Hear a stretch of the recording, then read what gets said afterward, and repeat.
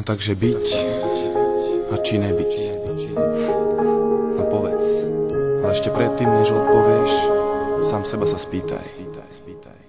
Ktorá je biela, ktorá čierna, kedy je deň a kedy noc, kde je ráj, kde je peklo, ako je dobre, ako zle, prečo áno, prečo nie, čo je začiatok, čo koniec, to som ja, to si ty. Ja teraz pýtam sa, byť či nebyť, byť či nebyť, nekonečná dilema. Presne tá, ktorá je tu odjak živá, prežíva aj naďalej v nás nájsť dôkaz. Sa raz za čas objaví hlas, ktorý zahalí ťa otázkou. A to je sieť, z ktorej cesty späť nie. Ty preto odpovedáš a podľa odpovede dostávaš karty a hráš, smer si vyberáš. Pričom priama a široká je cesta, končiaca peklom a úzka a kľukatá je tá, ktorá smeruje za svetlom. No a keďže ani minca nepadá na hranu, preto aj ty musí zvoliť svoju stranu, len tebou vytvorenú a tiež tebou zastávanú. Pretože každý z nás sám si je tu súdu zdrojcom, života tvorcom a myšlienok vládcom.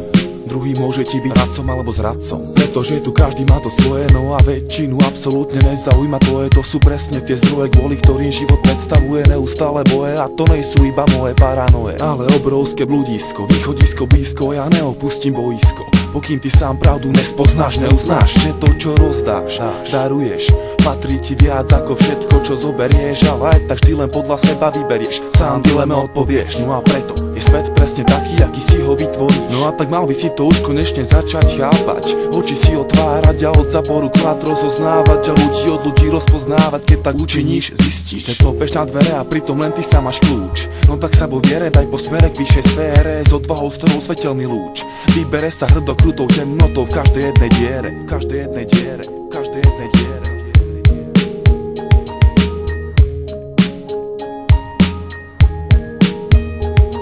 Ľudská myseľ ako to miesto nekonečných súbojov, opačných pólov, protikladov. Niekedy pod nadvládou kladov, ale pravdou je častá. Nadradenou záporu človek ale dostal ten dar. Aj ty si dostal ten dar a rozhoduješ na základe vlastného výberu, svojho vlastného výberu. Všetky myšlienky vytvárajú slova, no a slova podnecujú činy, nič na svete nedieje sa len tak bez príčiny. Všetky akcie dočkajú sa reakcie, no a všetci ľudia, čo súdia, sa raz prebudia a zistia, že bezcielne blúdia nekonečnou tmou a že život už prestal byť hrou, ríšou snov a stal sa ostrov odvetových činov a